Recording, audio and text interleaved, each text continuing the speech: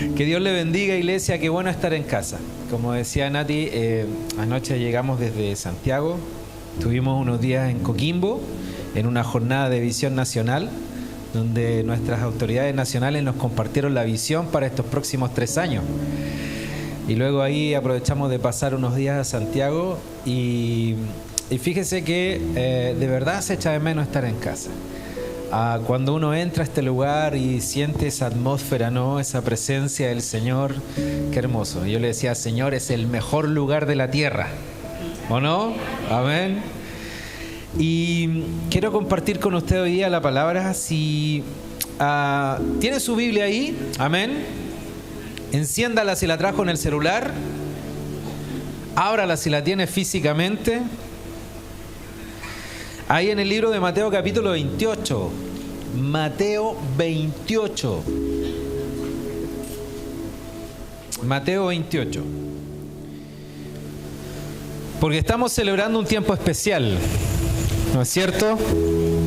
Lo que llamamos Semana Santa para algunos, fin de Semana Santa, Pascua de Resurrección dirán otros. Y la Pascua es mucho más que lo que a veces solemos pensar, ¿no? Un conejo escondiendo huevitos de chocolate por ahí. Eso es parte de la tradición humana, ¿no es cierto? A veces lo hacemos con nuestros niños también, pero lo importante es que tiene que haber un invitado especial. Esa es la presencia de nuestro Señor, amén. Mateo 28, desde el verso... ¿Dije 20? Ya no me estén distrayendo, hermano. Desde el verso 1 en adelante, Mateo 28, 1. Mire lo que dice la palabra. Pasado el día de reposo, al amanecer del primer día de la semana, María Magdalena y la otra María vinieron a ver el sepulcro. Y se produjo un gran terremoto, porque un ángel del Señor descendiendo del cielo y acercándose, removió la piedra y se sentó sobre ella. Su aspecto era como un relámpago y su vestidura blanca como la nieve.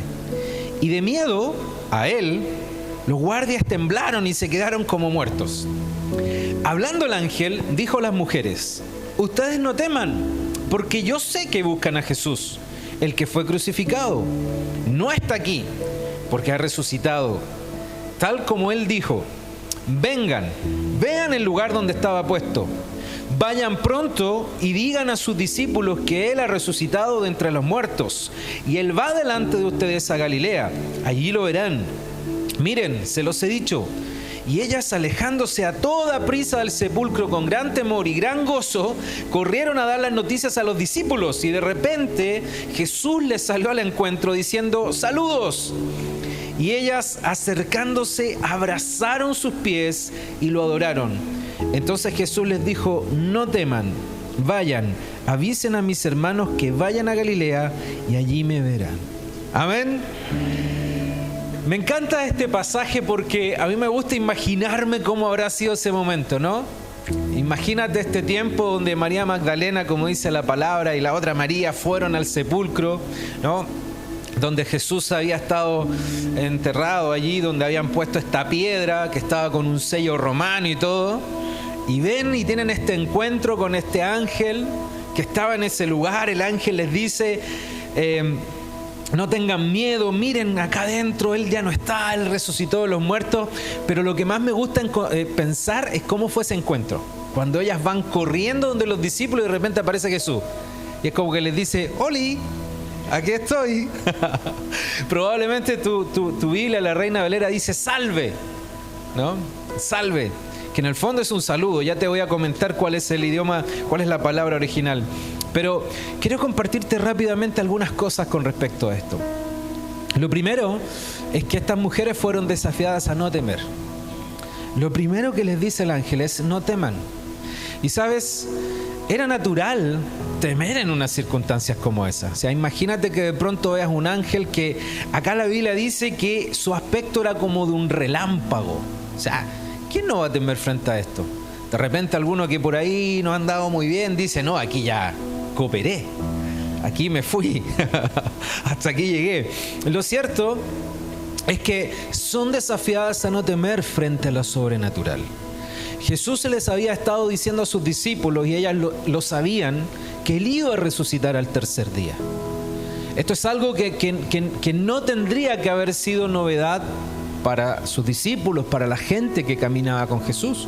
Él lo venía avisando, ¿no? Sin embargo, frente a una situación como esta, hay temor en el corazón, hay duda. ¿Cuántas veces de pronto Dios te ha entregado una palabra, Dios ha hablado a tu vida y algo que tú has recibido, pero de alguna manera cuando las cosas no están funcionando como debieran, como que viene el temor, ¿no? Y viene la preocupación, y uno dice, ¿será que escuché la voz de Dios? ¿O será que sí Dios lo va a hacer? Lo cierto es que son desafiadas a no temer frente a la presencia de este ángel. Y yo quiero recordarte, nosotros los cristianos somos personas llamadas a vivir en lo sobrenatural. Somos gente que vive en lo sobrenatural porque hemos estado compartiendo desde hace unas semanas, ¿no?, esta serie de El Espíritu Santo. ¿Cuántos han sido bendecidos por eso? Mira, si te has perdido alguna de esta serie, te animo a verlo nuevamente en Facebook. Vamos a tratar de subirlo también a la página de YouTube para que los puedas ver y puedas ir de a poco entendiendo quién es el Espíritu Santo, cuál es la función que hace en la vida de nosotros los creyentes, etc. Y hemos sido bendecidos con esto y te animo a volver a verlo si tal vez hay algo que te has perdido. Lo cierto es que como personas espirituales vivimos en una naturaleza espiritual. Y hay cosas sobrenaturales que nos va a tocar vivir.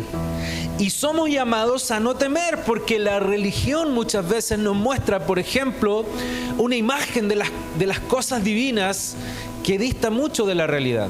¿Cuántos por ahí de pronto tienen esta imagen de Dios como un señor de barba blanca sentado en un trono súper molesto y enojado con todos, ¿no? Lanzando rayos y centellas. Gloria a Dios por Jesucristo, porque si no a mí me caería un rayo, pero gracias por tu amén, esposa. Me animas con tu me animas con tu amén. Gracias, Señor. Lo cierto es que hay gente que ve este Dios lejano, ¿no? Un señor de barba blanca ahí como enojado con todo el mundo. Y hay personas que ven, ¿cierto?, la imagen de un Padre Celestial, y a veces corremos el riesgo de proyectarla sobre la imagen de nuestro Padre Terrenal. Nuestro Padre Terrenal no siempre ha sido quizás la correcta imagen de un papá. Por ahí algunos ni siquiera han tenido esta imagen de forma correcta. Lo cierto es que nuestro Dios es un Padre bueno, un Padre fiel, y lo vemos en la persona de Jesús. Y yo quiero animarte y decirte como primera cosa esta tarde, no temas. Eres alguien que fue perdonado, que fue redimido, alguien que el Espíritu Santo hace una obra regeneradora en ti, te ha dado una nueva naturaleza, te ha puesto un sello. ¿Te acuerdas cuando hablábamos de esto? Eres propiedad de Dios. Eres alguien que no debe temer en el futuro, que no debe de temer en lo porvenir, porque el Señor tiene control de la vida de aquellos que seguimos su perfecta voluntad. Pero estas mujeres no solamente fueron desafiadas a no temer, sino que, si te fijas bien, fueron desafiadas a creer. Porque el ángel les dijo, miren, vengan y vean el lugar donde estaba puesto. Y eso significa que tuvieron que entrar, obviamente, ahí a la tumba, ¿no? Tuvieron que entrar a ese lugar, la piedra estaba removida, el ángel la había removido, ¿no? Y tuvieron que ser desafiadas a ver y creer. Y yo quiero decirte, somos desafiados a creer en las promesas de Dios. Somos desafiados a creer en lo que Él un día habló para tu vida, para tu familia. Y aún muchas veces hay personas que tememos, como yo te decía al principio acerca de esto, o dudamos respecto de esto. Y me encanta lo que el ángel les dice, porque les muestra y les menciona, Él no está aquí, porque ha resucitado. Y tal como Él dijo, vengan y vean el lugar donde estaba puesto. ¿Sabes qué? Todas las demás religiones nos hablan y registran la muerte de sus dioses o de su formador o aquel que comenzó sus religiones, pero solo el cristianismo muestra la resurrección de su Señor. Solo nosotros somos aquellos que vivimos a un Dios que está resucitado. Él no está crucificado como a veces nos muestran, ¿cierto?, en algunas religiones o en la tele, y lo vemos como alguien sufriente ahí en una cruz clavado. Por supuesto que lo vivió, pero Él venció esa cruz. Él resucitó, y eso es lo que estamos hoy día celebrando. Aun cuando cada día deberíamos celebrar su resurrección, hoy de manera especial estamos celebrando que Él resucitó. Y Él ahora no está sufriendo ahí en esa cruz, no está casi como que de repente lo vemos ahí, no, en estas imágenes, y decimos, pobrecito, ¿qué puedo hacer por Él? No, Él está sentado a la diestra del Padre y está intercediendo por ti y por mí, y se le ha dado toda autoridad a nuestro Señor Jesús. Y ¿sabes qué? El punto es que para muchas personas aún Cristo está ahí resucitado. Es como que creen en Él, confían de alguna manera en Él, pero como que no tiene poder de transformar algo. Y somos desafiados a creer que Él sí lo tiene. Aun cuando tu realidad sea completamente diferente, tal vez hoy día, a lo que a lo mejor esperabas. Aun cuando parezca todo oscuro, como dice el salmista, aunque ande en valle de sombra y de muerte, no temeré mal alguno. Porque tú estás conmigo, porque Él es nuestro buen pastor. Y mira, no solamente son desafiadas a no temer, son desafiadas a creer, sino que también son desafiadas a compartir el Evangelio. Porque el ángel, luego de decirles, ¿saben qué? No teman, ¿saben qué? Miren, vean, compruébenlo por ustedes mismos, crean, sino que luego les dice, vayan pronto. Y díganle, estoy leyendo el verso 7, y díganle a sus discípulos que Él ha resucitado de entre los muertos. Y Él va delante de ustedes a Galilea, y allí lo verán. ¿Sabes qué?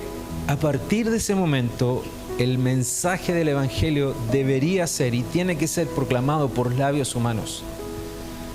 Somos llamados a compartir ese mensaje. Hoy más que nunca, no solo comparte un huevito de chocolate, que espero que me toque uno a la salida, que me hayas traído uno, sino que comparte a Cristo y a Cristo resucitado. Ese es el mensaje. Vayan pronto a contarle a los discípulos que Él ha resucitado. Y esa es la tarea de la iglesia, es la gran comisión. Mira, Lucas 14, verso 25, nos dice algo, nos dice, grandes multitudes iban con Él. Y esto es triste, ¿sabes por qué? Porque muchas personas pueden a lo mejor tener simpatía por el Evangelio. Y a veces en la Biblia nosotros identificamos tres clases de personas: las multitudes, los creyentes y los discípulos. Y hay una gran diferencia entre estas tres tipos de personas.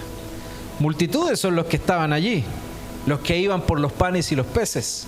Creyentes son los que creen, pero un discípulo es quien sigue a su maestro, quien toma el yugo de su maestro. ¿Te acuerdas cuando compartíamos de esto? Quien se parece a su maestro y hace las obras de su maestro y pasa tiempo con su maestro. ¿Y sabes qué? Este pasaje dice, grandes multitudes iban con Él, y volviéndose les dijo, si alguno viene a mí y no aborrece a su padre y madre, mujer e hijos y hermanos y hermanas, y aún también su propia vida, no puede ser mi discípulo. Y aborrecer no significa que comiences a odiar a tu familia. No te confundas con eso. Esto tiene que ver con prioridades. El verso 27 dice, y el que no lleva su cruz y viene en pos de mí no puede ser mi discípulo. Así pues, cualquiera de ustedes que no renuncia a todo lo que posee no puede ser mi discípulo. ¿Sabes lo que está diciendo Jesús? Yo quiero ser un amor sin rival. No quiero que tu corazón compita con nada. Quiero ocupar el primer lugar en tu corazón. Y eso no significa descuidar a tu familia, descuidar a tus hijos, descuidarte de dejar de trabajar o estudiar.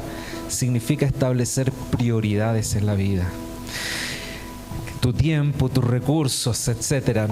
Pero frente a esto no hay excusas, iglesia. No nos vamos a centrar quizás hoy día en hablar de la Gran Comisión, porque lo hemos compartido hace poco. Pero quiero decirte, son llamadas y desafiadas a compartir esta Gran Comisión. son desafiadas a ir y compartirlo. Y frente a esto no hay excusas, porque de pronto tú dices, yo no tengo la gracia. ¿Eres desafiado a no temer y a creer que Dios puede usarte? Jesús dijo, yo no los dejaré huérfanos, enviaré al Consolador, Él les enseñará lo que tienen que hablar y decir, Él les recordará todas las cosas. Somos desafiados porque alguien dice, yo no tengo la sabiduría. Santiago dice, si alguien tiene falta de sabiduría, pídasela a Dios y Él la va a dar sin reproche. ¿Y sabes qué? Abundantemente. Alguien dice, yo no tengo los años. Mira, me encantó en estos días, el día viernes, estuve en un servicio, en un culto de una iglesia evangélica pentecostal, que el obispo de esta corporación es un gran amigo. Esperamos un día poder invitarlo para que lo conozcan. Y estuve participando en este culto y era un servicio especial porque tenían conferencias, algo así como nuestras convenciones en las asambleas de Dios. Y justo me topé con la ordenación de algunos ministros, pastores que iban a ser ordenados, iban a ser ungidos como pastores. Y me topé también con el reconocimiento de los estudiantes de Instituto Bíblico. Hace 2 años formaron un Instituto Bíblico. Y de pronto llamaron a una hermana y todos comenzaron a aplaudir. Y yo dije, debe ser algo así como la profeta, no sé, algo así.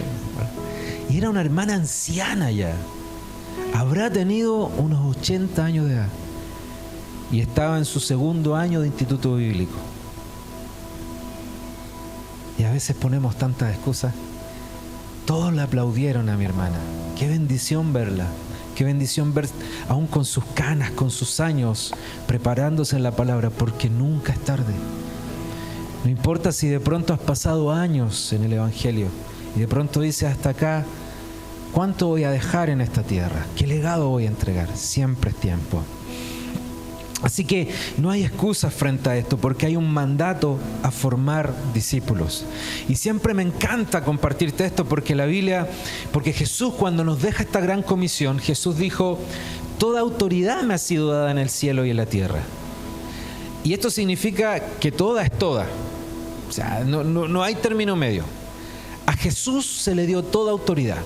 La Biblia dice que Él es el primogénito de la creación, que todo fue creado por Él y para Él, que toda lengua y rodilla se doblará y confesará que Él es el Señor. Y Él dijo, por cuanto toda autoridad me ha sido dada en el cielo y la tierra, por tanto vayan, háganlo. O sea, confiemos en que Él tiene la autoridad y hagan discípulos y enséñenles todo lo que yo les enseñé. Bautícenlos en el nombre del Padre y del Hijo y del Espíritu Santo, y yo estaré con ustedes todos los días hasta el fin del mundo. Jesús dijo, yo tengo y se me dio toda la autoridad. Tengo todo bajo el control de lo que yo deseo y mi voluntad. Y por esa razón vayan y hagan. Y confíen que yo voy a estar con ustedes. Eso es precioso, iglesia. De pronto tú dices, yo no tengo un llamado a ser un evangelista, un misionero, un pastor o un maestro. Pero tienes al Espíritu Santo, al Consolador. Y por lo tanto está la autoridad de Dios delegada en tu vida para que en la medida en que tú proclames el Evangelio, proclames salvación, ahí va a estar nuestro Señor. Así que, iglesia, no hay excusas. Y sabes, yo delante te decía que el Señor probablemente en tu Reina Valera, cuando Jesús se encuentra con ellas, les dice salve, ¿cierto? En mi versión dice saludos. Y esa palabra en el original griego es la palabra chairó. Y esta palabra significa gozaos, gozosos, regocijarse, alegrarse. Y en el diccionario griego esto es mucho más profundo, porque el significado es del gozo de quien tiene una disposición favorable, inclinada a deleitarse en la gracia de Dios. Literalmente, ¿sabes qué significa? Experimentar la gracia o el favor de Dios y estar consciente de su gracia. Y por esa razón, estar gozoso, estar alegre. Jesús les dijo, salve, o sea, les dijo, experimenten mi gracia. Estén conscientes de mi gracia.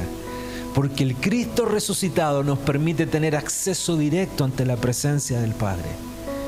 nos permite poder tener al Espíritu Santo hoy día en tu vida y en mi vida, habitando en medio nuestro. Entonces Jesús les dijo, verso 10, no teman. Y estoy leyendo Mateo capítulo 28. No teman, vayan, avisen a mis hermanos que vayan a Galilea y allí me verán. Y me encanta porque Él siempre cumple sus promesas. Él siempre las cumple. Mira lo que dice el verso 16 del mismo pasaje. Pero los 11 discípulos se fueron a Galilea, al monte que Jesús les había señalado. Y cuando lo vieron, lo adoraron. Pero algunos dudaron. Qué triste que algunos hayan dudado en ese momento, ¿no? Y acercándose Jesús les dijo, toda autoridad me ha sido dada en el cielo y en la tierra. Vayan pues y hagan discípulos de todas las naciones, bautizándolos en el nombre del Padre y del Hijo y del Espíritu Santo, enseñándoles a guardar todo lo que les he mandado. Y recuerden, yo estoy con ustedes todos los días hasta el fin del mundo. Y está presente el Cristo resucitado hoy aquí, a través de su Espíritu Santo. ¿Me dices amén a eso? Y ¿sabes qué? Hoy día, si tú te fijas, tenemos una mesa preparada porque vamos a celebrar Santa Cena, ¿no es cierto? Y quiero compartirte un poco acerca de lo que es la Santa Cena, porque la historia de la Pascua, lo que celebramos hoy, comienza muchos años antes del momento en que Jesús cenó con sus discípulos. Eso comienza en el tiempo donde Israel estaba siendo esclavo en Egipto. Ellos durante casi 400 años fueron esclavos en Egipto. Y los israelitas comienzan a clamar a Dios y Dios levanta a Moisés para poder libertar a su pueblo. Dios escucha el clamor de los israelitas y le da a Moisés esta tarea de ir a interceder frente al faraón y decirle, libera a mi pueblo, ¿no? Lo cierto es que por mandato de Dios, Moisés se presenta ante el faraón y le dice que deje ir al pueblo, pero el faraón tiene su corazón endurecido. Y tú conoces la historia porque probablemente has visto, a lo mejor viste la serie de Moisés, o a lo mejor en Semana Santa sueles ver las películas, ¿no? Y tú has visto que el faraón está con el corazón endurecido, pero vienen las 10 plagas de Egipto, ¿no?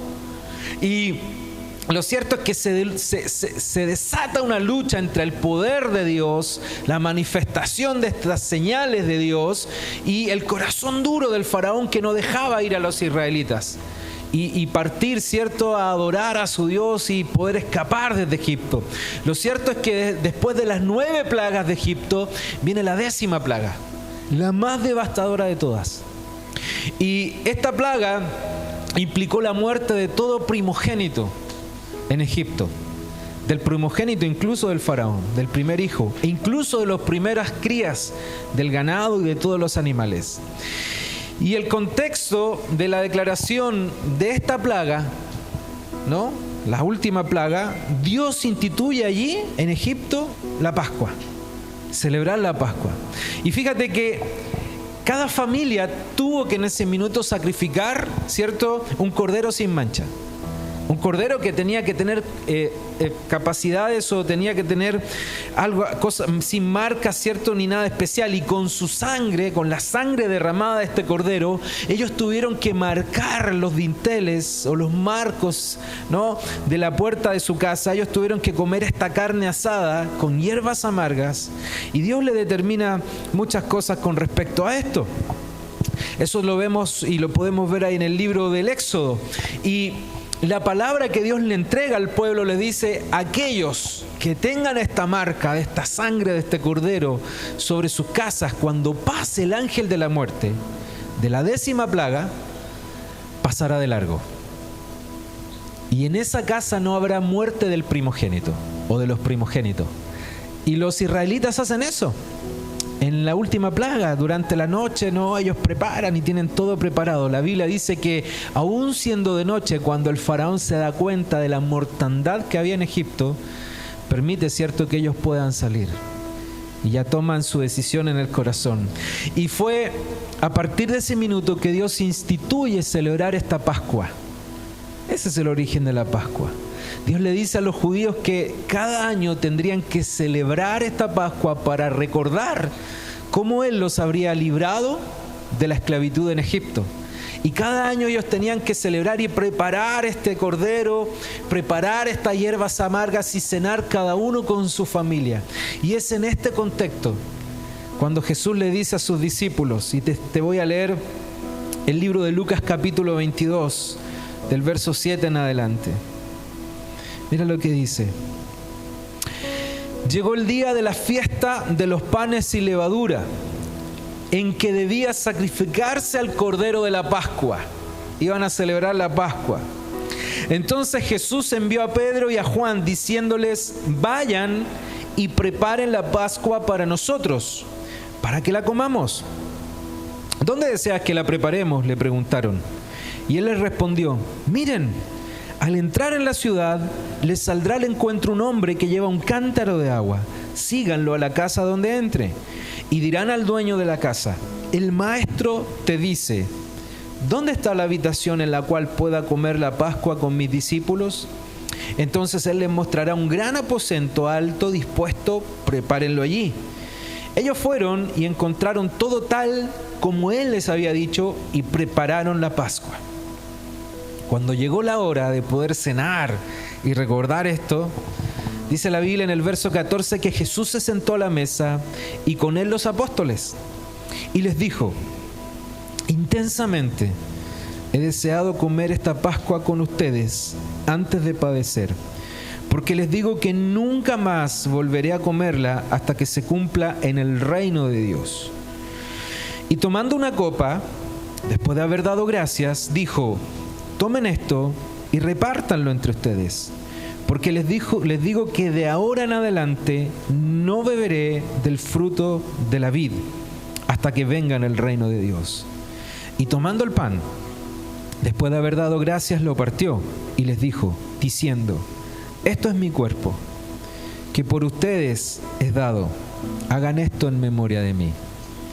De la misma manera tomó la copa, después de haber cenado, diciendo, esta copa es el nuevo pacto en mi sangre, que es derramada por ustedes. En ese contexto, Jesús instituye esta cena de Pascua.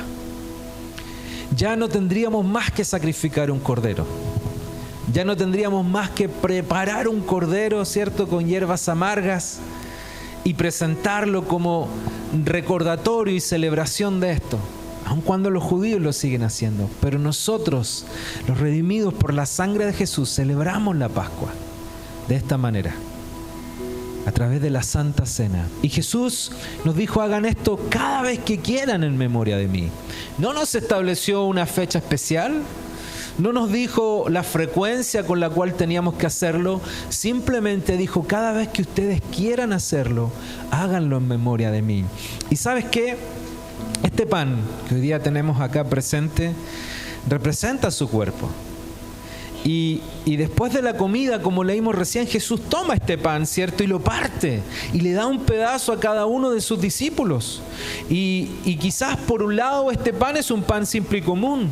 De hecho, puede ser que no sea el mismo tipo de pan ni preparado de la manera en que fue preparado. Y tenía que ser preparado. Pero lo importante es lo que simboliza. Hay algunas iglesias que de pronto lo hacen con galletas, por ejemplo. Lo importante es lo que simboliza en tu vida y en mi vida. Y eso tiene que ver con el cuerpo de Jesús que fue molido por nuestros pecados, que fue azotado, que fue crucificado, que incluso fue traspasado con una lanza y derramó hasta la última gota de su sangre. ¿Sabes qué? Lo segundo que Jesús dijo es que el jugo de la vid, es decir, este jugo de la uva, ¿cierto?, representa su sangre. Y precisamente tiene que ver con que en el Antiguo Testamento la Biblia nos enseñó que no hay perdón sin derramamiento de sangre. La manera en que tú podías ser perdonado si tú y yo hubiésemos nacido en el Antiguo Testamento, imagínatelo por un minuto. que estamos viviendo entre los tiempos, por ejemplo, del profeta, no lo sé, Jonás. Y de pronto tú cometías un pecado.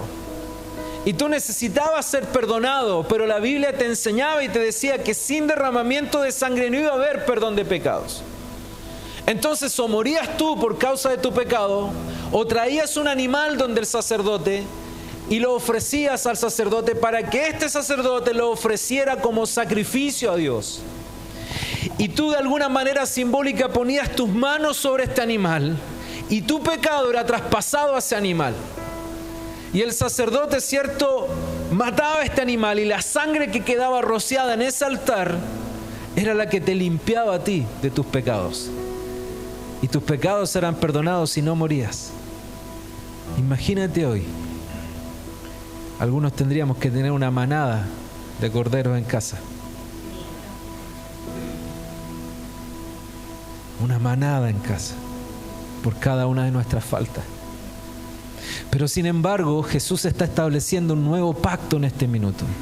Y Él está diciendo, mi sangre va a ser derramada por ustedes. Yo voy a transformarme en ese cordero. Por eso la Biblia lo llama el Cordero de Dios. Por eso la Biblia lo llama el Cordero que fue inmolado en la cruz.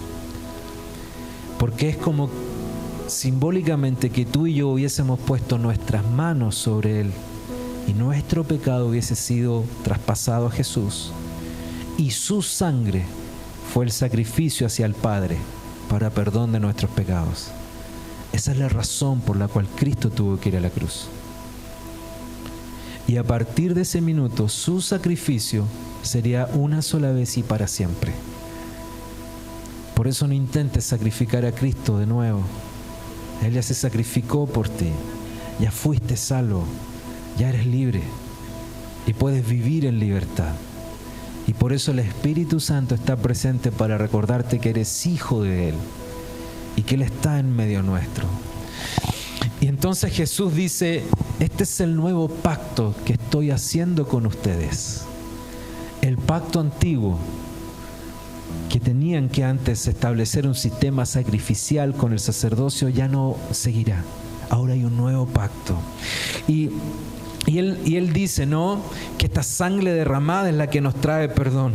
Y ¿sabes qué? Los hombres por siempre han intentado crear pactos para poder ser salvos. Hay religiones que te dicen, tienes que hacer esto, tienes que hacer lo otro, tienes que sacrificarte en esto, y cada una de esas cosas son inválidas. No tienen poder, no tienen la capacidad de perdonarte, solo el pacto de su sangre. ¿Por qué entonces celebramos la Santa Cena? Y quiero aprovechar que te pongas de pie por este momento.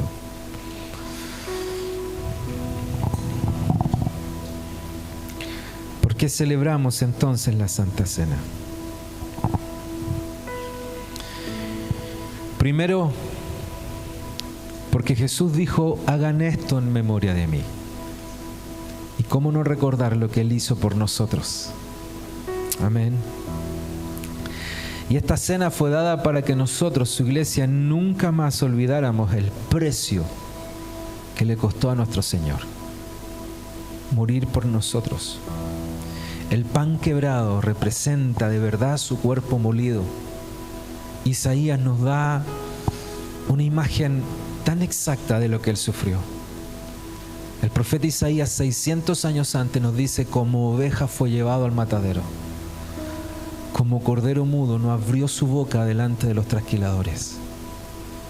Y nos habla cómo su cuerpo fue molido por ti y por mí. Y eso representa hoy día el pan. Lo hacemos para recordarle a Él. Y eso significa consagrarnos a Jesús y recordar que somos consagrados a Él. Y de la misma manera recordamos cuando tomamos la Santa Cena, cuando comemos y compartimos el pan, que participamos de esta cena porque recordamos, ¿cierto?, que nuestros pecados fueron perdonados. ¿Y sabes por qué otra razón lo hacemos? Porque proclamamos su muerte.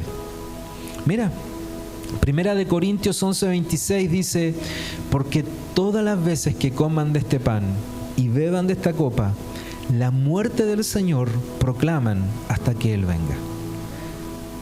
Y proclamamos que Él murió por nosotros, que Él lo hizo. Pero me encanta cómo Jesús dice: este es el nuevo pacto en mi sangre. ¿Sabes por qué? Porque mira, te voy a hablar solo de algunos paralelos. Del antiguo pacto, del tiempo sacrificial, y de este nuevo pacto del sacrificio de Cristo. En el antiguo pacto, Dios estaba lejos de su pueblo. Pero en el nuevo pacto, Dios pone su espíritu dentro de nosotros. En el antiguo pacto, un sacrificio anual cubría el pecado por un año. El sumo sacerdote podía entrar en la presencia de Dios en el lugar santísimo una sola vez al año. Pero en el nuevo pacto, Dios perdona y se olvida de nuestros pecados. Hebreos capítulo 10, verso 17. En el antiguo pacto, Moisés escribió la ley en una piedra. Pero en el nuevo pacto, la Biblia dice que Él escribe su ley en nuestros corazones. En el antiguo pacto, los israelitas heredaron la tierra de Canaán, pero nosotros como creyentes y discípulos heredaremos el reino de los cielos. En el antiguo pacto, los sacerdotes ofrecían la sangre de toros y machos cabríos, pero en el nuevo pacto Jesús ofreció su propia sangre. En el antiguo pacto, los sacerdotes purificaban a las personas por fuera, porque no había un cambio. Porque mataban un macho cabrío para poder ofrecerlo como sacrificio para el pecado, pero esa persona seguía siendo la misma. Y probablemente al tiempo tendría que venir con otro cordero. Pero en el nuevo pacto, la Biblia nos dice que Dios nos purifica por dentro. El Espíritu Santo nos regenera, nos hace una nueva criatura y pone su ley en nuestros corazones. En el antiguo pacto, los israelitas adoraban dentro del tabernáculo. Era el lugar donde adoraban, pero tú y yo podemos adorar donde quiera que sea. Porque tenemos libre acceso ante su trono y podemos ser como iglesia, cuerpo de Cristo, donde quiera que vayamos somos la iglesia.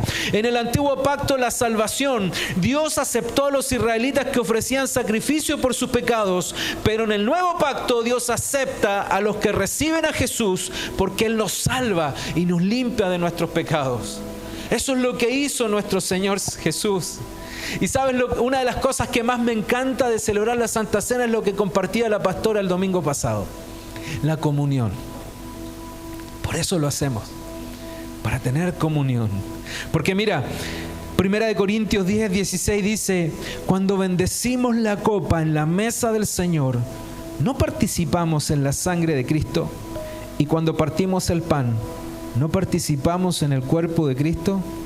Aunque somos muchos, todos comemos de un mismo pan, con lo cual demostramos que somos un solo cuerpo. Lo hacemos para tener comunión. ¿Sabes qué? Hay una palabra que generalmente nosotros asociamos a comunión. Por ahí quizás, si ya eres antiguo en el Evangelio, has escuchado la palabra koinonía, ¿cierto? Una palabra que a veces decimos: vamos a tomarnos un tecito, vamos a tener un tiempo de koinonía. Y esta palabra koinonía es la palabra griega que se usa para comunión en el Nuevo Testamento. Y por eso muchos lo usamos. Pero el significado real de esta palabra es mucho más profunda. La primera vez que la encontramos en la Escritura es cuando en el libro de los Hechos, Lucas nos dice que la iglesia se dedicaba continuamente al partimiento del pan, a las enseñanzas de los apóstoles y a la comunión en la oración. Y usa esta palabra koinonía. Pero esta comunión, esta koinonía, siempre que se emplea en el Nuevo Testamento, se emplea de ser socios en una actividad conjunta. Y eso no es solamente comer, no es solamente compartir un té. Significa participar y significa también contribuir.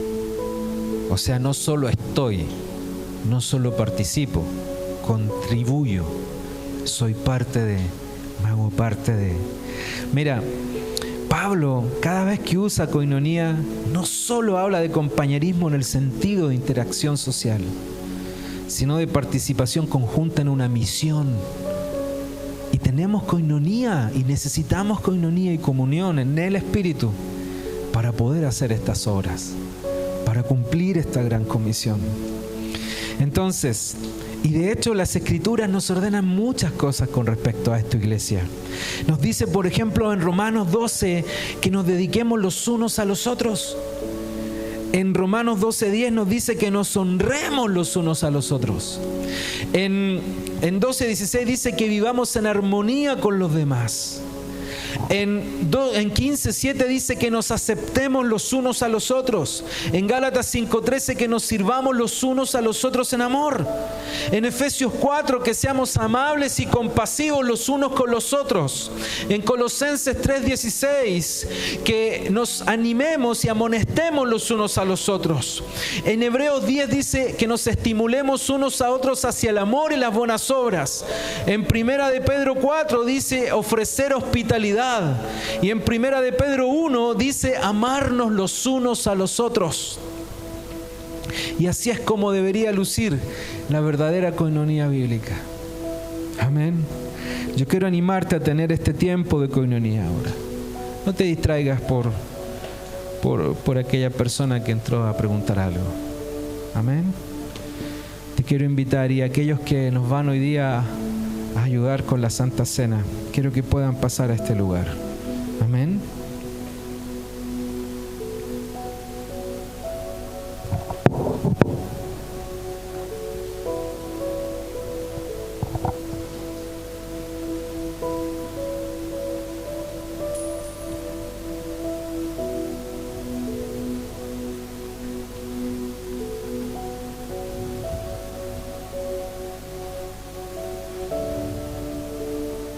Amén.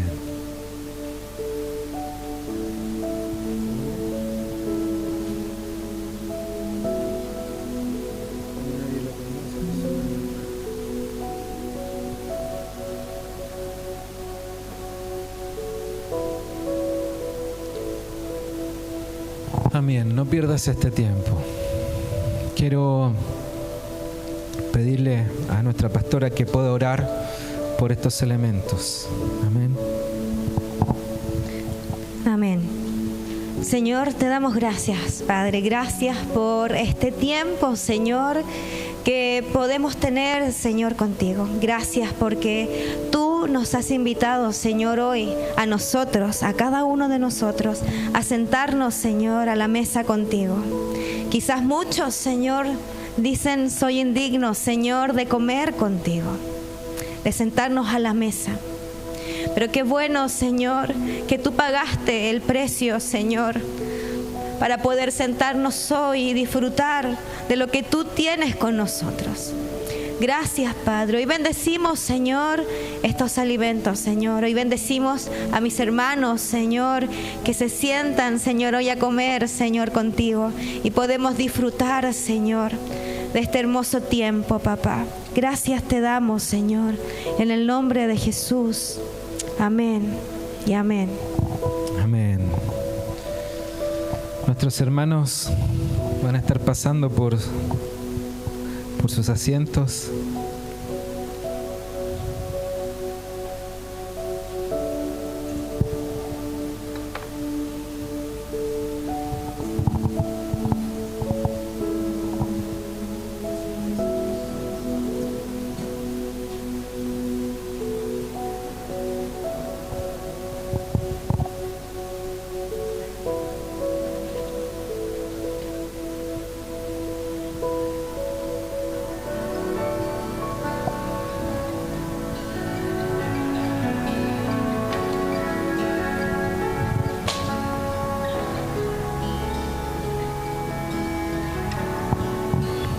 Preciosa sangre se derramó.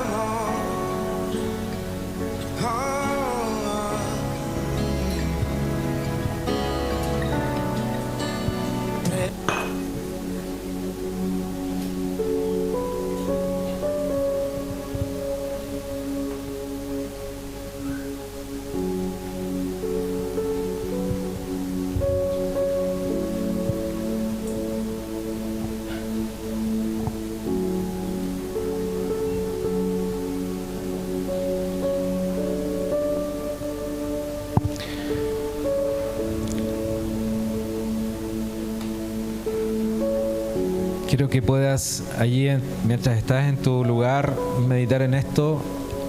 Este es un tiempo profundamente espiritual,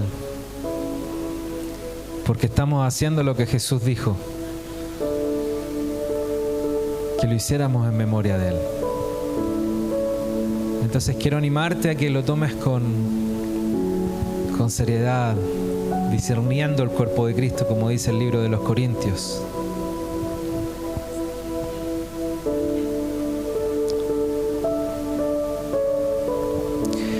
Recién hablábamos de koinonía, de comunión, y partimos este pan para participar de este cuerpo de Cristo, un solo cuerpo. Participar de la comunión del Espíritu Santo. La semana pasada se nos compartía acerca de que no solo tú y yo somos templo del Espíritu Santo, sino que su iglesia es templo del Espíritu Santo. Así lo enseña la palabra. El Espíritu Santo habita en medio de su iglesia. Amén. Y tú y yo necesitamos ser personas que hagamos un lugar agradable para la comunión del Espíritu en este lugar. Que podamos ser promotores de la comunión.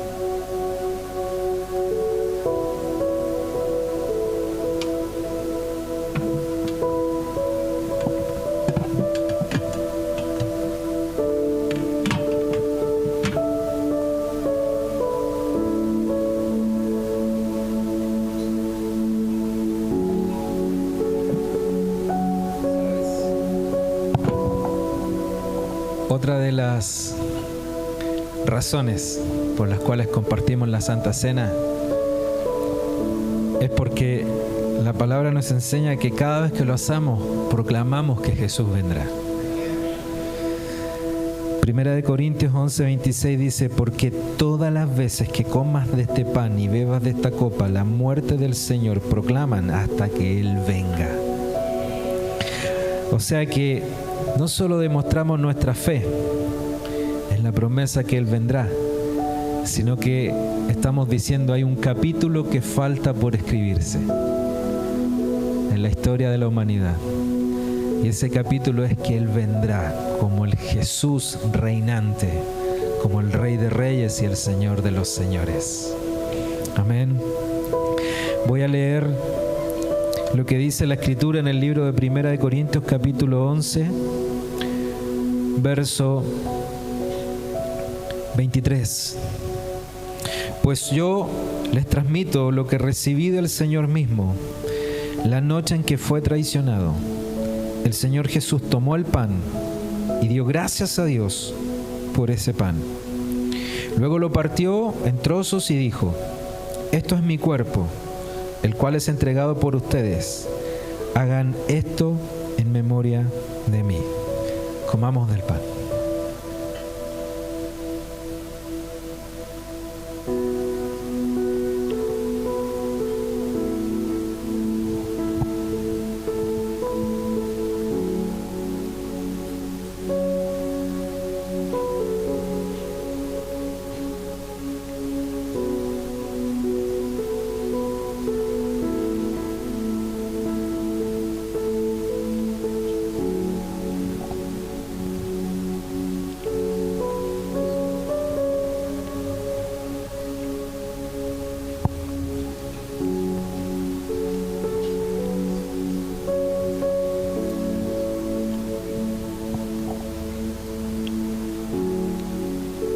De la misma manera, tomó en sus manos la copa de vino después de la cena y dijo: esta copa es el nuevo pacto entre Dios y su pueblo, un acuerdo confirmado con mi sangre.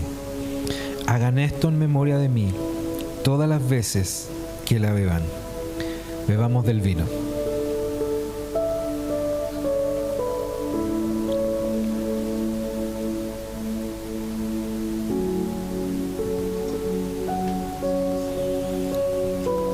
Porque cada vez que coman de este pan y beban de esta copa, anuncian la muerte del Señor hasta que Él vuelva. Padre, en el nombre de Jesús, anunciamos tu segunda venida. No solo recordamos hoy tu muerte, sino tu resurrección. Y no solo tu resurrección, sino que tú vendrás a buscar a tu iglesia con poder, con autoridad, con trompeta de Dios en el cielo, ya no como un bebé en un pesebre, sino como el Rey de Reyes y Señor de Señores, sentado en tu caballo blanco, donde en tu muslo está escrito el Rey de Reyes y Señor de Señores. Y hoy día proclamamos tu venida y te damos gracias, Señor, y te decimos: ven, Señor, ven, papá. Mientras tu iglesia proclama este evangelio y proclama al Cristo que está resucitado, oramos para que tu Espíritu Santo, que está aquí presente, comience a inundarnos con la comunión, Señor, de el Espíritu.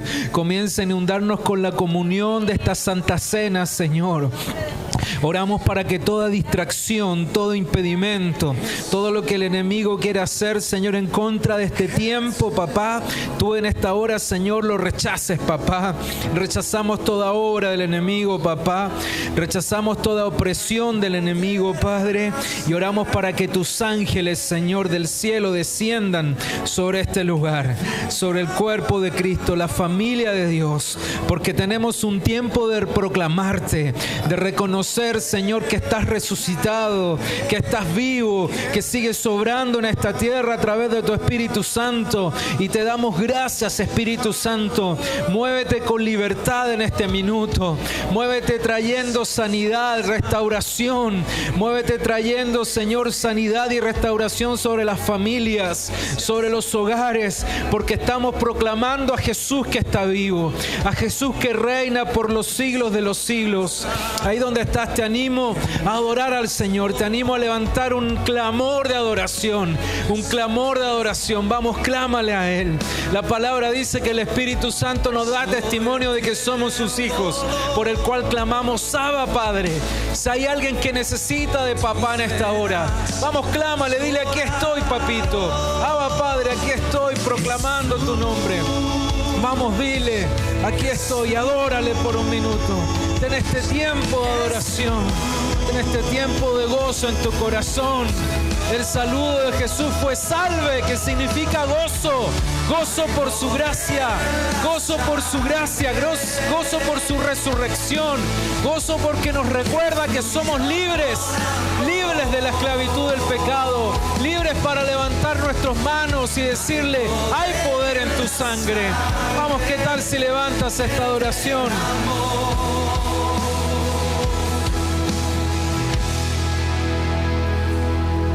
Tu sangre me transformó,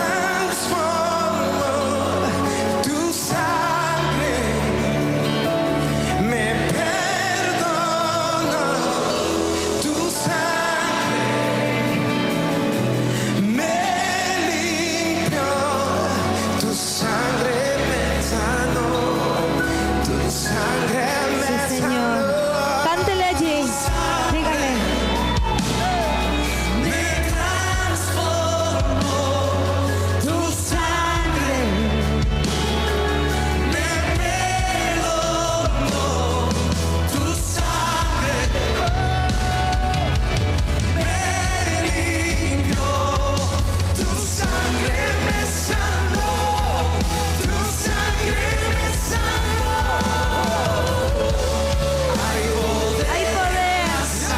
Hay poder, Señor, en tu sacrificio, poder en la sangre de Jesús. Oh, sí, Señor. Hay poder en la sangre que derramó.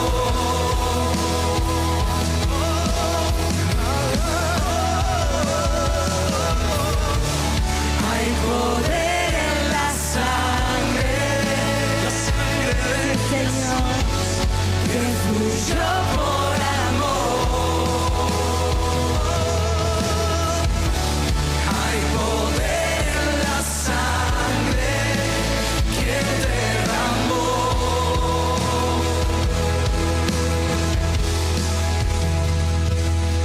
Sí, Señor. Voy a pedir que pueda reunirse con su familia, junte a sus hijos, reúnase con su esposo, con su hijo si está aquí, pero reúnanse en familia, junte a los suyos, aquí están los niños, pesque a sus polluelos, ¿cierto? A todos, tráigalos a su lugar y aquellos que hoy están solos puedan reunirse. De ahí van a tener un tiempo de poder dejar los vasos, no se preocupen, después los dejan acá adelante, ténganlo nomás ustedes ahí hasta el final, Preciosa pero reúnase con su familia, no pierda este tiempo.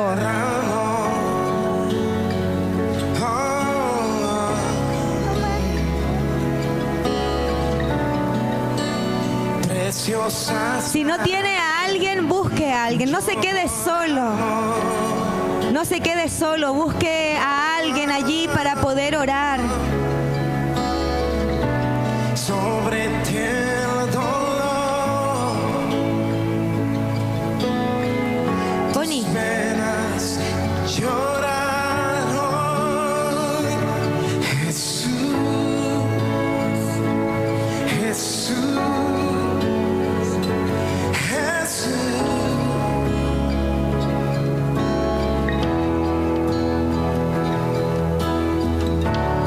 Hay poder en la sangre.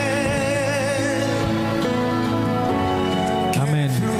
Quiero invitar que como familias podamos orar ahí donde estás con los tuyos. Si quieres unirte en un círculo, comienza a orar.